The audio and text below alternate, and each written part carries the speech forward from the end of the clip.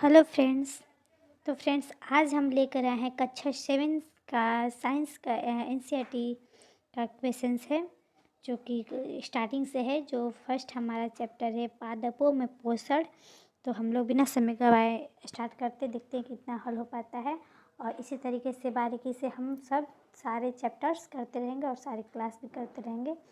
ये हमारे जो सीटेड पेपर है, जो 2 पेपर है, उसमें जो साइंस जो भी कैंडिडेट लिए हैं उनके लिए बहुत ही उपयोगी है और साथ ही साथ जो बिहार एसएससी सीजीएल सचिवालय वाला दे रहे हैं लोग, उनके लिए भी ये बहुत ही ज़्यादा इम्पोर्टेंट है। चलिए स्टार्ट करते हैं।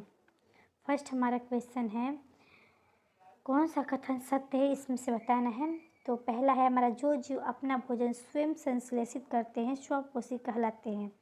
ठीक है, ये तो हम सभी जानते हैं। अच्छी, ये फर्स्ट वाला क्वेश्चन हमारा सही है।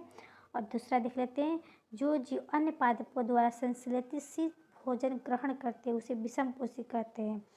तो ये भी आप लोग दोनों जानते ही होंगे। ये दोनों ऑप्शंस क्या है, सही है। तो इसके अनुसार हमारा जो ऑप्शंस होगा वो सी होगा।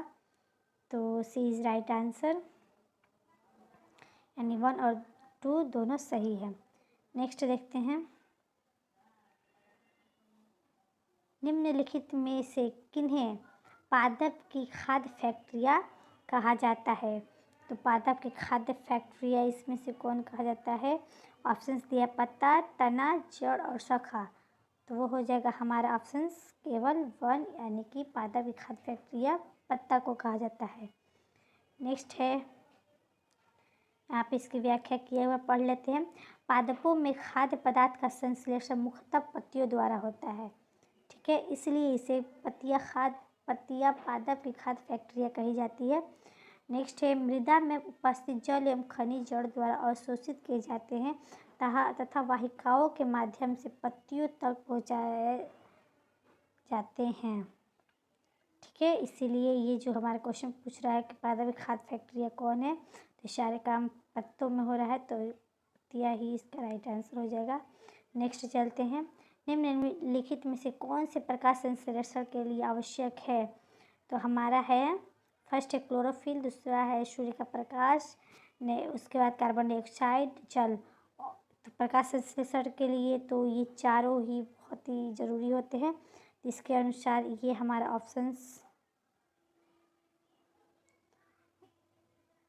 Option number D is right answer यहाँ हो जाएगा। ठीक है, नेक्स्ट चलते हम,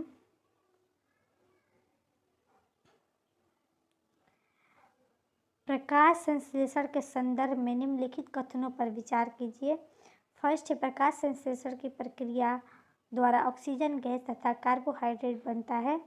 नेक्स्ट ऑप्शन है, पत्तियों के अलावा पादपों के दूसरे हरे भागों में भी प्रकाश संश्लेषण होता है। तो दोनों कथनों पर विचार करना है कि कौन से कथन सही हैं। तो यहाँ पे फर्स्ट नंबर एक बार और रिपीट कर देते हैं कि प्रकाश संश्लेषण की प्रक्रिया द्वारा ऑक्सीजन गैस तथा कार्बोहाइड्रेट बनता है, ये तो सही बात है। और सेकेंड नंबर ऑप्शन ये है कि पत्तियों के अलावा पादपों के दूसरे भागों में भी प्रकाश संश्लेषण होता है, तो ये भी बात सही है। तो इसके अनुसार सी इज़ यहाँ पे राइट आंसर हो जाएगा। नेक्स्ट है 5 नंबर क्वेश्चंस, पादपों के संदर्भ में निम्नलिखित कथनों पर विचार कीजिए। फर्स्ट दिया हुआ है, सभी पादप अपना भोजन स्वयं संश्लेषित करते हैं। और नेक्स्ट है, पादप मृदा में उपस्थित नाइट्रोजन जड़ों की सहायता से प्राप्त करते हैं। तो सभी पादप अपना भोजन स्वयं तो संश्लेषित नहीं करते, कुछ क्या होते हैं वो दूसरे पर भी डिपेंडेंट होते हैं। तो इसलिए ये जो हमारा हो गया पहला गलत हो गया ऑप्शन। दूसरा जो दिया है कि पादप मृदा में उपस्थित नाइट्रोजन जड़ों की सहायता से प्राप्त होता है, ये तो सही है। तो इसलिए यहाँ पे केवल 2 यहाँ पे सही हो जाएगा। व्याख्या पढ़ लेते हैं एक बार। ये 1 नंबर कथन इसलिए गलत है क्योंकि कुछ पादप ऐसे भी होते हैं जिनमें क्लोरोफिल नहीं पाया जाता है, इसलिए भी अपना भोजन स्वयं संश्लेषित नहीं कर सकते। जैसे में है अमरवेल, इसी टेट के एग्ज़ाम में आया भी है क्वेश्चंस कि वो ईवीएस पेपर में आया है कि अमरवेल मतलब अमरवेल के बारे में क्वेश्चंस आया है। तो आप लोग जान जाइए कि अमरवेल में क्लोरोफिल नहीं पाया जाता है। ठीक ठीक है। इसलिए अपना भोजन स्वयं बनाने वाले पादप स्वपोषी कहलाते हैं, जबकि वे पादप जो अपना भोजन स्वयं नहीं बनाते वो विषमपोषी होते हैं। तो अमर बेल जो हो गया है वो विषमपोषी है और इसे पादप परपोषी भी कहा जाता है। नेक्स्ट,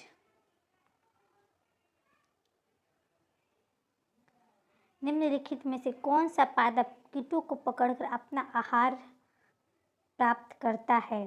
तो वो पादप है हमारा घटपर्णी, ठीक है। ये भी हमारे ईवीएस के क्वेश्चन से घटपर्णी के बारे में हम लोग ईवीएस में ज़्यादा डिटेल से पढ़ेंगे, ठीक है। तो इसके बारे में थोड़ा पढ़ लेते हैं, इसकी व्याख्या। कुछ पादप ऐसे होते हैं जो कीटों का भक्षण करते हैं।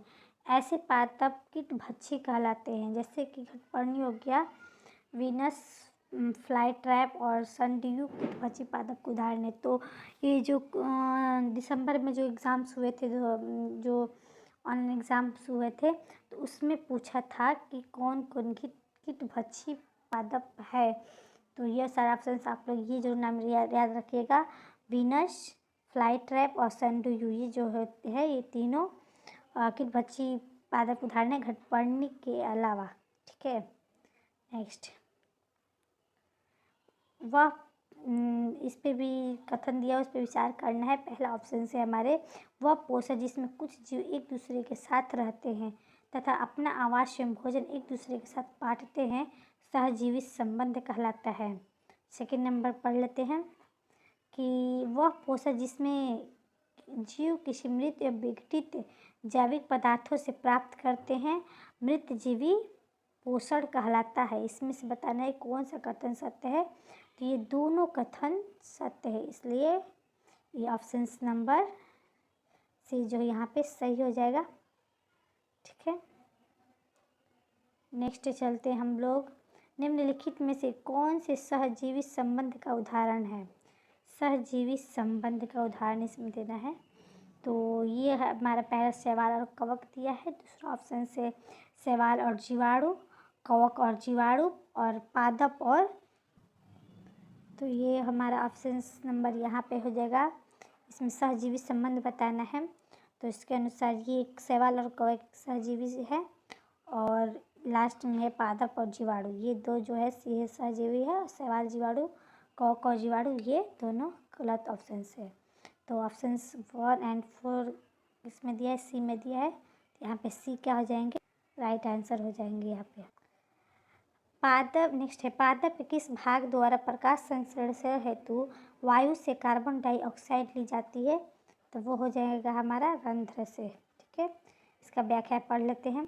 पत्ती की सतह पर उपस्थित सूक्ष्म रंध्रों द्वारा वायु में उपस्थित कार्बन डाइऑक्साइड प्रवेश करती है।